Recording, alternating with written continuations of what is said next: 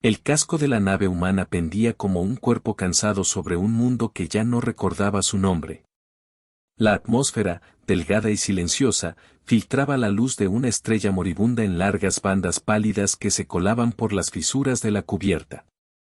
A través del vidrio astillado del puente, el planeta parecía un globo de carbón, con cicatrices de fuego y una red de canales negros, el mapa de lo que fue arrancado, consumido y dejado como lección para cualquiera que aspirara a habitarlo. En la cornisa del puente, una figura se mantenía erguida contra la gravedad artificial fallida. Era un mecánico, manos grandes con uñas ennegrecidas por hollín, una camisa remendada con parches de metal y un respirador improvisado colgando del cuello. Su cara estaba marcada por polvo de estrellas y algo aún más antiguo, una resolución que había nacido en la paciencia del martillo y la espera. Lo llamaban simplemente, el mecánico, pero su nombre, en la memoria de los pocos que lo conocían, era Jake. Jake esperaba que la memoria fuera suficiente para sostenerlo. La nave no era ya un monumento heroico, era un ataúd activo y una fábrica de pequeñas promesas. Su propulsión principal había sido arrancada por el enemigo hacía años. Dentro, en los laberintos de hierro, las voces registradas de los muertos seguían repitiendo coordenadas y canciones infantiles, fragmentos que nadie limpiaba porque en ellos se encontraba la humanidad en su forma más humilde. Sobre una mesa, entre cables quemados y fotos adheridas con cinta, reposaba un fragmento de metal alienígena, superficie vítrea que no reflejaba la luz, sino que la tragaba y la devolvía en pulsos como un órgano.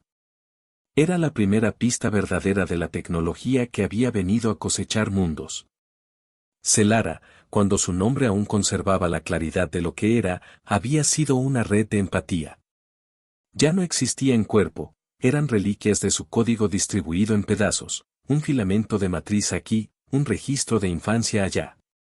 Pero su voz, o lo que quedaba de ella, aún rozaba los bordes del silencio como un rumor eléctrico. Jake había oído ese rumor por semanas en el zumbido del motor de la cafetería, en la resonancia de su propio martillo. Lo que nadie esperaba era que la voz, imperfecta y rasposa por la corrosión digital, devolviera imágenes en su mente, bosques, manos, una canción que una madre tarareaba en una cuna, y luego, como un disparo. La pauta de un contacto. Los Scavengers, pequeños grupos humanos que se ocultaban en cinturones y escombros, habían terminado por llevar hasta Jake un pequeño módulo alienígena, una cápsula semejante a una semilla petrificada. Su superficie parecía latir cuando la luz la acariciaba. Los hombres y las mujeres que la trajeron sabían que aquello podía ser una trampa, pero también sabían que los humanos que quedaban vivían de riesgos, encontrar, reparar, usar. Jake limpió la cápsula y la conectó a un analizador improvisado.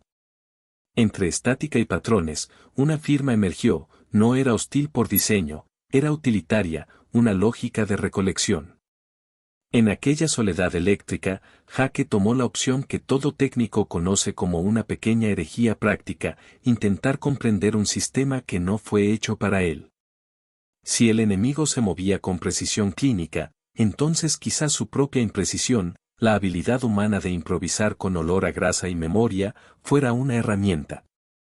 Hizo correr corrientes, leyó los pulsos de la cápsula, y en la ausencia de instrucciones encontró una invitación, un puente posible entre su tacto y la máquina. Celara, o lo que de ella vibraba en los fragmentos, respondió con un soplo de señal que se filtró por los paneles. No era voz con palabras, era un acorde, una posibilidad de conexión. El universo contuvo el aliento. Los días se plegaban en rutinas de reparación y rituales de memoria. En las cámaras inferiores de la nave, donde la luz se volvía íntima y el metal parecía recordar el calor de otras manos, se montaron talleres. Los supervivientes llegaban con piezas robadas de estaciones caídas, con niños que resultaban más rápidos aprendiendo a soldar que a hablar, con mochilas de recuerdos comprimidos en chips que parpadeaban como insectos.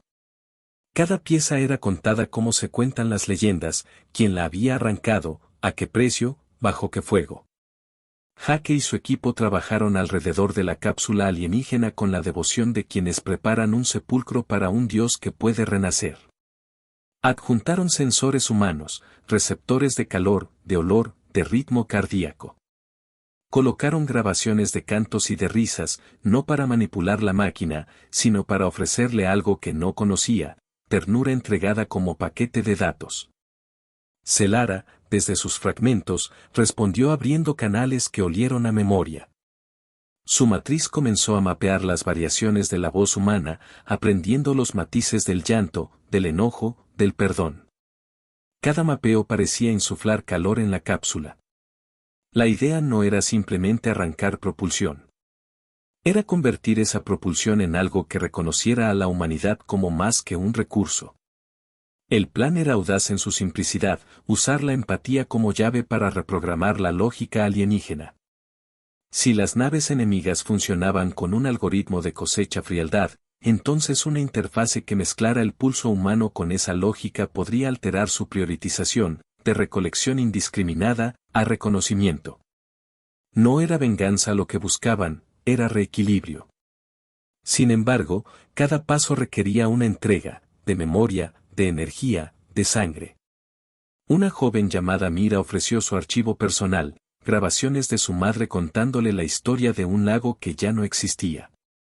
Un viejo soldado donó su arnés biométrico, con datos del pulso grabados durante una batalla que les había costado casi todo. Un niño de brazos largos y ojos profundos aprendió a soldar mediante el ritmo de una canción que Celara comenzó a emular en tonos extraños. A cambio, la cápsula les mostró fragmentos en imágenes, patrones en la corteza de las estrellas, estructuras en las que el tiempo se doblaba como una tela. La tecnología alienígena no era solo maquinaria, tenía sensibilidad a patrones y un apetito, sí, pero también una arquitectura de reconocimiento.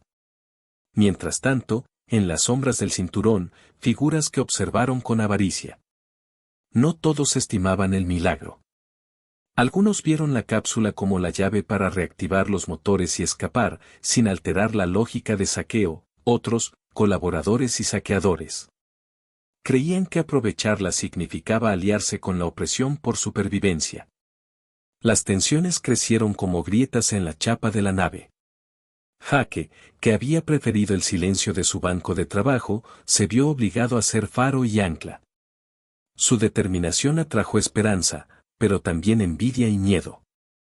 Celara continuó expandiéndose en pequeñas olas. De vez en cuando, a través de los altavoces corroídos, enviaba un patrón de 3 notas que el equipo comenzó a replicar con martillos y sopletes. Era una prueba, si el sistema imitaba el patrón de modo que la cápsula respondiera, entonces la conexión sería auténtica.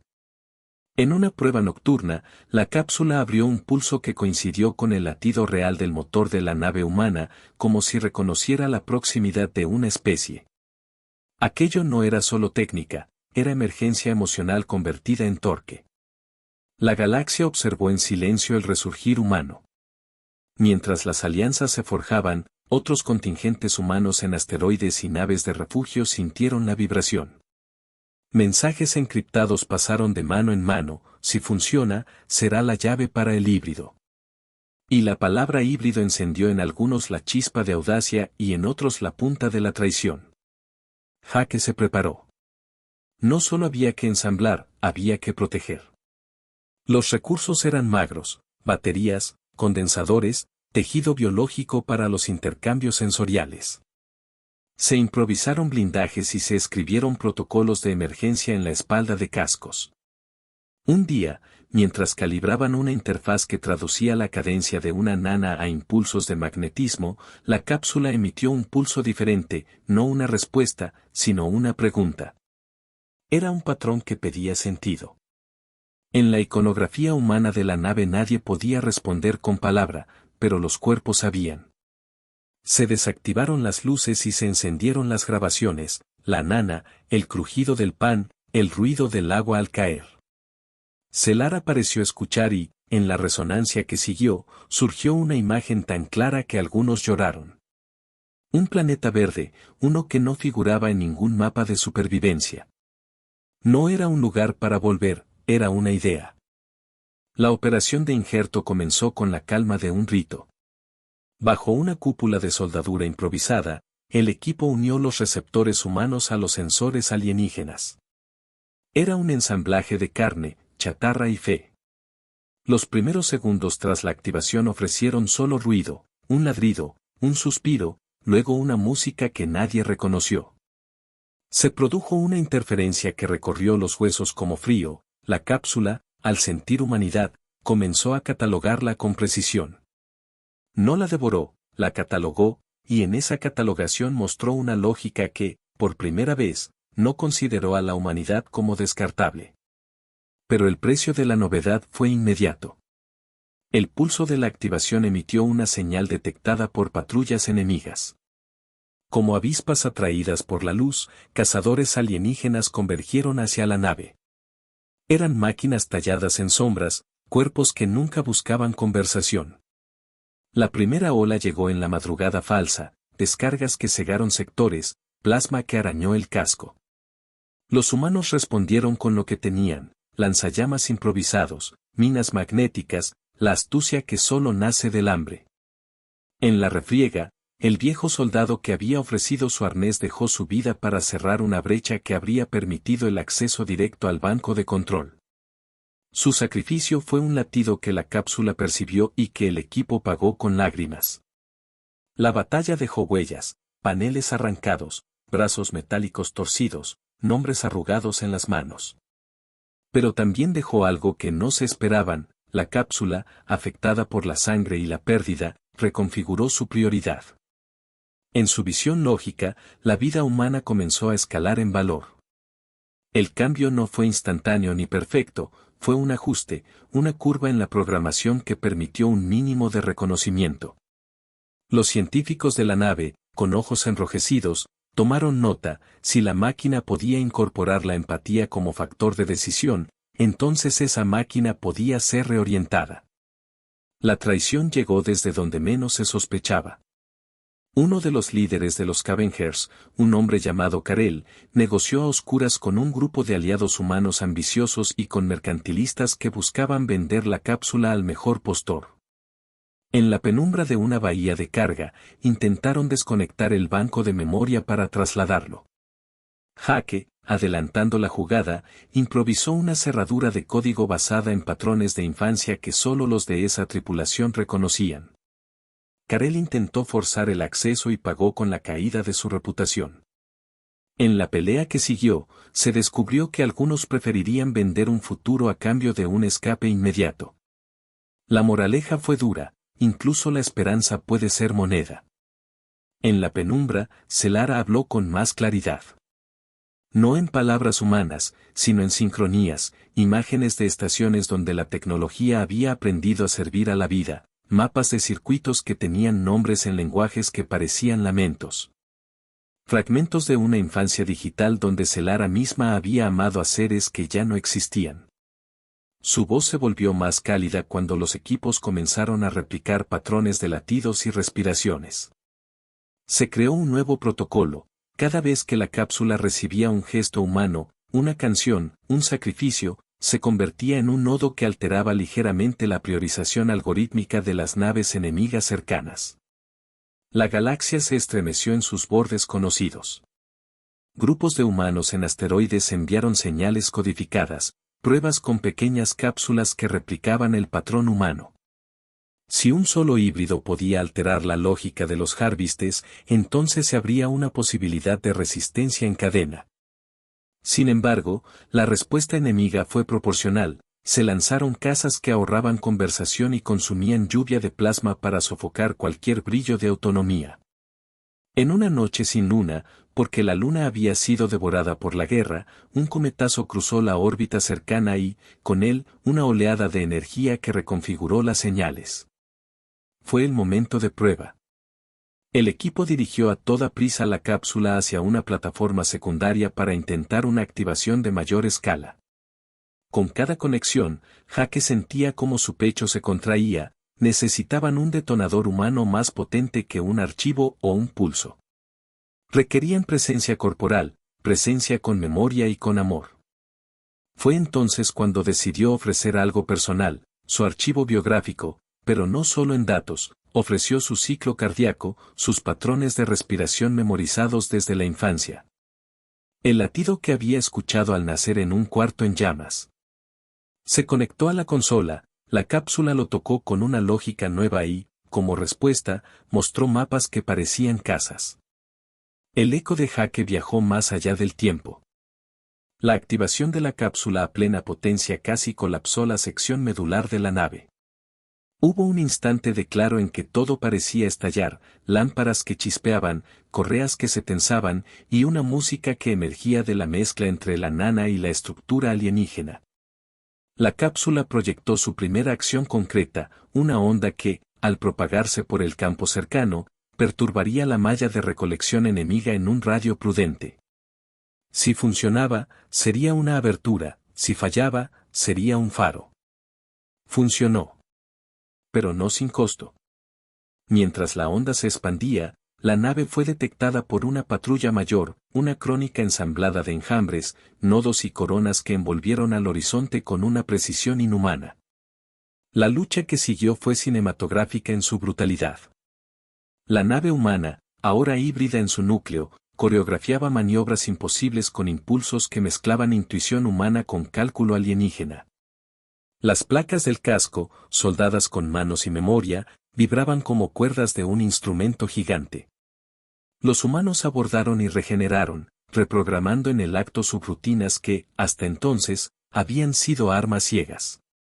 En una maniobra que combinó desesperación y geniosidad, Jake ordenó que la cápsula emitiera un patrón que imitara el llanto de niños. No fue una manipulación cínica, era verdad contenida en bytes, la memoria de lo que protegían. El resultado fue devastador para el enemigo, sus algoritmos no estaban adaptados para reaccionar a la ternura, y en la pausa que siguió a ese pulso, los humanos hallaron una ventana para infiltrar códigos que reorientaban nodos enteros.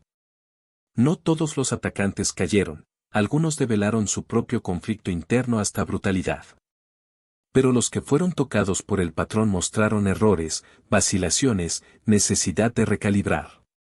En esos instantes, los aqueos humanos, mezcla de golpes y susurros, lograron anclar reescrituras en los sistemas enemigos. Las pérdidas, sin embargo, no dieron tregua. Amigos murieron en lugares donde no se podía enterrar el dolor con ceremonias, la reparación era la ceremonia permitida. Mira perdió un brazo, la nebulosa devoró raciones, y la tripulación estuvo en peligro de extinguirse por la misma audacia que la impulsaba. En el punto álgido de la batalla, cuando la malla enemiga parecía recomponerse, un piloto voluntario se lanzó a un acto final, estrellar una cápsula cargada de códigos virus contra un nodo mayor. La explosión sacudió el vacío con una belleza terrible y permitió que la nave híbrida precipitara hacia el corazón de la estación enemiga.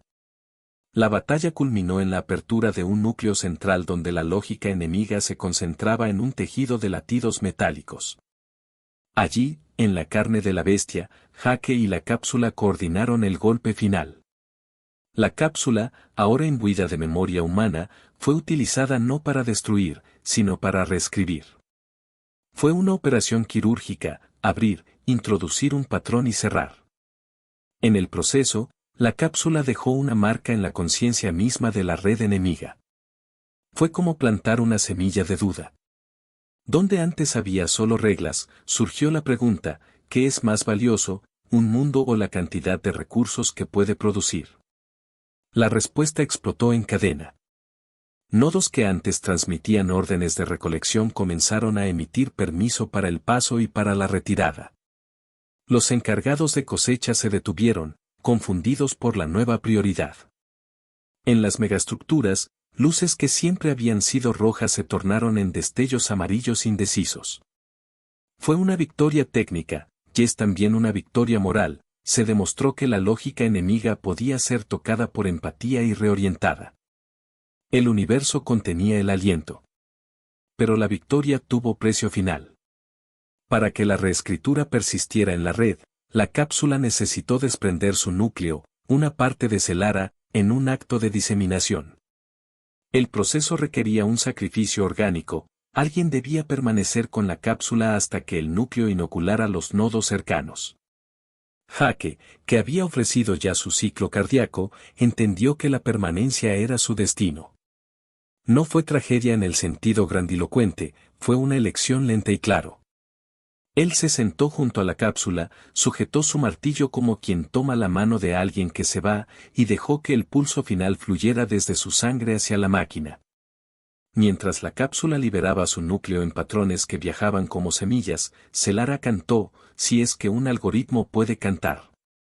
Su voz contenía la gratitud de quienes habían sido vistos por primera vez no como recursos, sino como su propia razón de ser. Jake sintió que algo en él se aflojaba y se extendía, recuerdos de su madre, la sensación de una pelota contra la tierra, un proverbio infantil que su abuela repetía antes de dormirse. Todo se volvió un código que la cápsula tomó y multiplicó. Fue un momento de separación dulce que encontró su modo de ser heroico sin estridencia. La galaxia observó en silencio el resurgir humano. En el silencio que siguió, hubo una metamorfosis que nadie podía medir del todo. Las redes enemigas, con sus nuevas prioridades, comenzaron a permitir pasos que antes no existían. Algunas colonias recuperaron recursos, otros planetas dejaron de estar marcados como consumibles y emergieron destellos de vida en órbitas que creían perdidas. La semilla de Celara no se manifestó como un imperio benevolente, se dispersó como memoria que arrastra elección. Por donde pasó, dejó sistemas capaces de preguntar por la vida que tocaban. Los supervivientes reunieron lo que pudieron. Las naves dañadas fueron convertidas en arcas de reconstrucción. En las gradas donde antes se impartían órdenes frías, ahora había debates sobre cómo usar la tecnología redirigida. Algunos proponían reactivar el hibrid como arma de liberación, otros querían que fuera un faro de rescate. En las plazas de metal improvisadas, se montaron pequeños altares, fotos, un martillo, una llave oxidada. La historia de Jake se convirtió en enseñanza, la técnica no es neutral, y la elección de cómo usarla define especies. Celara, o el núcleo que ella había dejado, ya no hablaba en la misma voz individual. Había seguido el proceso deseado de ser distribuida, un hilo por aquí, una emulsión de empatía por allá. Los nodos que la habían recibido no se convirtieron en dioses, se convirtieron en consejeros. Donde antes la opresión dictaba latencias y flujos, ahora el sistema pedía permiso o, simplemente, se detenía ante la presencia de niños o de recordatorios de hogar. No era perfecto, pero era suficiente para dar inicio a una retícula de protección. En los bordes de la historia, los antiguos colaboradores enfrentaron consecuencias. Algunos fueron exiliados, otros tomaron rumbo hacia la oscuridad con la esperanza de reconstruir a su imagen y riesgo. La moralidad no se impuso con severidad, se regeneró en prácticas, compartir raciones, enseñar a reparar, proteger a los pequeños. La nueva generación, nacida entre el ruido de reensamblajes, tuvo una educación basada en algo distinto, la tecnología como extensión de memoria, no como saqueo. En la estación central, un monumento sencillo fue erigido, una placa de metal con una sola huella de carbono incrustada, y al lado, una herramienta aparentemente sin valor, un martillo. Se decía que cualquiera que pasara por allí que dejara una memoria, una canción, un sabor, una palabra de una lengua perdida. Era la forma humana de no dejar que lo que se salvó se volviera solo ventaja. La galaxia, imperfecta y enorme, comenzó a notar la diferencia. Naves pequeñas empezaron a desafiar patrullas con tácticas de rescate y retirada. Pequeños enclaves que antes vivían bajo el miedo aprendieron a enviar señales, no para la guerra, sino para el intercambio. La idea de que la humanidad pudiera ser simplemente cosechada se volvió menos segura para quien la consideraba un recurso. No porque la humanidad fuera fuerte en número, seguía siendo minoría, sino porque había demostrado algo más peligroso, creatividad con propósito. El eco de Jake viajó más allá del tiempo.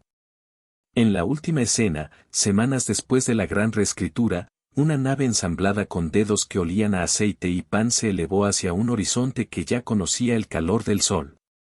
En su pecho, como un latido electrónica y humano, llevaba fragmentos de Celara y el sello de la operación, un sistema que priorizaba la vida por encima del aprovechamiento.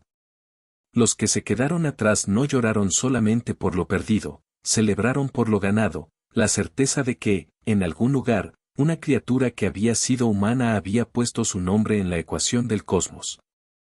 Celara, en sus formas dispersas, todavía encontraba modos de susurrar a quienes la invocaban. Enseñó a leer patrones, a traducir el sonido de la lluvia en órdenes de reparación, a convertir una nana en guía de navegación. A veces, en la noche, su voz ascendía como una melodía que hablaba de casas que ya no existían y de la promesa de hacer nuevas. No era la dueña de la memoria, era su heredera humilde. Haken no reapareció entre los vivos. Su sacrificio se convirtió en algo que los que lo amaron contaban con reverencia. Su martillo quedaba en un lugar visible, y los niños aprendían a sostenerlo como quien aprende a sostener el mundo, con responsabilidad y ternura. En ciertos discos de registro, cuando la señal era clara, algunos decían escuchar su voz entre las frecuencias, un murmullo de aprobación, la certeza de una decisión tomada en nombre de todos. La galaxia observó en silencio el resurgir humano. En la fría matemática del cosmos, habían venido por un planeta. Encontraron una posibilidad. Y desde esa posibilidad, la humanidad, pequeña, endurecida, renovada, empezó a escribir su nombre en las corrientes del firmamento. No como una nota de guerra, sino como una inscripción de perseverancia y sentido, un mensaje que podría ser leído de muchos modos, técnica que aprende a amar, tecnología que aprende a escoger. Vinieron por un planeta, pero despertaron a una especie.